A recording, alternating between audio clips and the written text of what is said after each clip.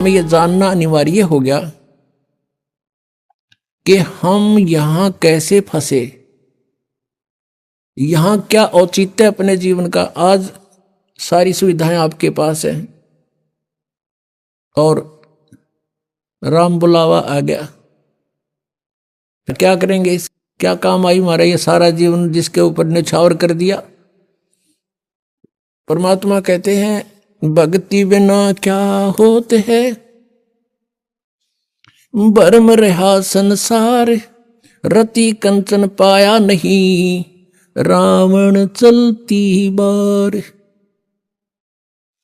सर्व सोने की लंका थी वह रावण से रणधीरम, एक पलक में राज बिराजी जम के पड़े जंजीरम।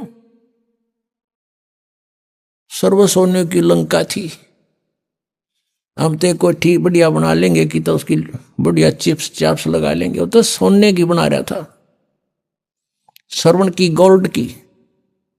और चलते समय कहते एक रति सा एक ग्राम भी साथ नहीं ले जा सका। तो फिर हम क्यों डरे ढोरे यहां पर? इसके पीछे एक बहुत बड़ा षड्यंत्र है यहां के भगवान का। भगवान माने स्वामी का, वैसे भगवान नहीं है, यहां के मालिक का। अब जो परमात्मा की डेफिनेशन, परमात्मा की संज्ञा उपमा, वो यहां सब पर लागू हो जाती है। वो अपने को फिर सभी स्वामी भगवान मालिक को वहां लाग जाए। जैसे कोई अधिकारी है उसको भी साहब कहते हैं, और जो मंत्री है वो भी साहब कहलाता है, मुख्यमंत्री साहब, प्रधानमंत्री साहब। तो यहां कहने का भाव यह है कि ये भगवान नहीं है, ये इनका सतर दूसरा है भगवान का, इस काल का, और यो भी भगवान कहलाता है लेकिन भगवान नहीं है। इसलिए गीता जी अध्याय नंबर 15 के श्लोक 16 और 17 में निर्णायक ज्ञान दिया। 16 श्लोक में कहा है कि सरपुरुष और अक्षर पुरुष, इस संसार में ये दो पुरुष, दो प्रभु प्रसिद्ध हैं। इन दोनों के अंतर्गत जितने भी प्राणी हैं वो तो नाशवान हैं, और जीवात्मा किसी की मरती नहीं, और ये दोनों भी नाशवान हैं। इसलिए 15वें अध्याय के गीता जी के 17वें श्लोक में कहा है कि उत्तम पुरुष है तू अन्य परमात्मा इति उदाहरते। उत्तम पुरुष, पुरुषोत्तम, श्रेष्ठ प्रभु, श्रेष्ठ परमात्मा तो कोई और है, इन दोनों से न्यारा है, सरपुरुष और अक्षर पुरुष से। वो तीसरा कौन है? गीता जी अध्याय नंबर 8 के श्लोक नंबर 1 में अर्जुन ने प्रश्न किया कि आप जी ने जो 7वें अध्याय के 29वें मंत्र में गीता जी में कहा है कि तत्परम को जानकर, सारे धातम को जानकर और सब कर्मों से परिचित होकर के प्राणी केवल जरा और मरण से छूटने का ही प्रयत्न करता है। उस तत्परम को जानने के बाद एक व्यक्ति यहाँ के संसार की किसी वस्तु की डिमांड नहीं करता। अपना जरा माने बुढ़ापा, वृद्ध अवस्था एक कहर है इस जीव के ऊपर, और फिर मौत इस बुंडा, क्योंकि हम सारा सांग जोड़े बैठी से राजी हो रहे, अपना सारा कुछ हर 1 मिनट में मृत्यु होगी, इस बुंडी और के बनेंगे अपने साथ। तो कहते हैं जिसका यह बात समझ में आ गई तत्परम नहीं। वो तत्परम कौन है? अर्जुन पूछा है कि कौन है तत्परम?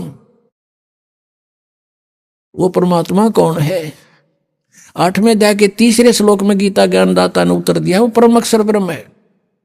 यानी गीता ज्ञानदाता से अन्य है कोई। उसी के विषय में गीता जी अध्याय नंबर 15 के श्लोक नंबर 17 में बताया है कि उत्तम पुरुष है तू अन्य है, वो परम अक्षर ब्रह्म है। इन दोनों से न्यारा है सरपुरुष और अक्षर पुरुष से, और वही परमात्मा इति उदाहरते, उसको भगवान कहा जाता है। परम माने श्रेष्ठ, अच्छी आत्मा। और ये अच्छी आत्मा के काम है, किसी का बेटा मारे, किसी बेटी मरे, किसी कैंसर हो रही, पूरे परिवार के परिवार नष्ट हो जाते एक एक्सीडेंट में, 100 बहाने करके ये रोज खाता है। तो ये एक परमात्मा के काम है, ये श्रेष्ठ आत्मा के काम है। ये स्वयं कहता 11वें अध्याय के 32वें श्लोक में, तो काल हूं भाई। अब काल तो हमने से टिंडे देगा जैसे देने लाग रहा है। अब परमात्मा इति उदाहरते, श्रीमद् भगवत गीता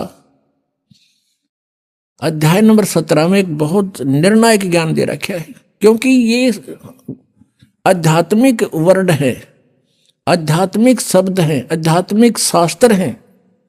ये कोई डूम बाट के गीत नहीं, ये गॉड गिवन स्पिरिचुअल नॉलेज है। इसको समझना बालकों का खेल नहीं। जब तक मालिक की सुरत नहीं आवे, कबीर परमात्मा की रजा बिना हम सदग्रंथ भी नहीं समझ सकते। ये सत्कर मान लेना, जीव के बस का नहीं है सदग्रंथों ने समझ सके। ये तो परमात्मा अंदर से प्रेरणा करके अंदर की जो अज्ञान हटाता है, जिस दास पर वो राजी हो जा, प्रसन्न हो जाता है। दास गरीब मेहर सतगुरु की खोले बजर कवाड़ी, जिसके ऊपर परमात्मा मेहर की नजर हो जाती है, उसके वो अंध कपाट खोल देता है। इसमें बताया है कि उत्तम पुरुषत्व ने परमात्मा इति उदाहरते है, जिसको परमात्मा कहा जाता है। अब देखो ये परमात्मा है, इसको तो कसाई बताया, जैसे कसाई बकरे पालता है, सब सुविधाएं देता है उन बकरों को, तालाब बनवा देता है, शेड डाल देता है, चरागाह बनवा रखे हैं। और जब वो कसाई जाता है उन बकरों में, बकरे समझते हैं हमारा बहुत नेक मालिक है, हमारे को कितनी सुविधाएं दे रखी हैं। और वो ऐसे उनको हाथ लगा के चेक करता है। बकरे उसको प्यार देते हैं, जीभ से चाटते हैं, लाड देते हैं कि हमारा अच्छा मालिक है, हमारी कितनी केयर टेक रखता है। उनको ये नहीं पता, वो न्यू देखा है तुम कह किलो के हो गए मांस, कितना हो गया इनमें, और वो ने सोचा ये हमारी सेवा कर रहा है, हमें प्यार देना आया है।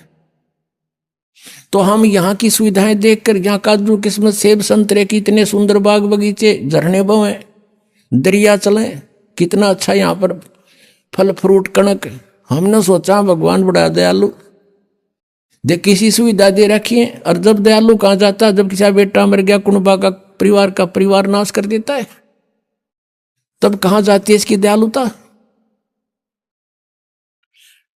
पुण्यात्माओं, ये ज्ञान आज तक किसी ने हमारे को बताया नहीं।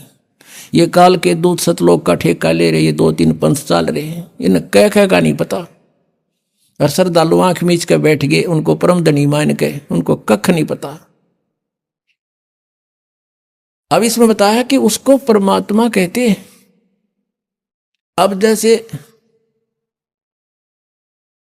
परमात्मा भगवान का काम होता सुख दे दुख ना दे, तो ऐसे ही वो बकरे ये समझते हैं कि हमारा दयालु मालिक है। और शाम के समय जब उसका ऑर्डर आ जाता, वो ना देखता किसका बेटा ले जाना है, किसकी बेटी, किसकी माँ, किसका पिता, वो डंडा लेकर निकाल लेता मोटे मोटे छांट के। और बाकी बकरे जब वो निकल कर चलते हैं ना, निकाल कर उनको पता लग जाता है, वो इधर भागते हैं, कोई इधर भागते हैं वहां से, और भाग लेते हैं। फिर जाएंगे कहाँ, तो चारों तरफ से जबरदस्त बाड़ बना रखी है, सीमा बना रखी है, उनकी जा नहीं सकते, बाउंड्री बना रखी है। तो पुण्यात्मा, परमात्मा उसे कहते हैं जो दुख नहीं दे, केवल सुख दे। तो वो सतलोक में है, वो परमात्मा, वो परमेश्वर सतलोक के अंदर है, और वही परमात्मा कहलाता है। ये लोग तरम आविश्य विवर्ती अवैश्वर है, वो तीनों लोकों में प्रवेश करके सबका धारण पोषण करता है, वो है अविनाशी परमात्मा।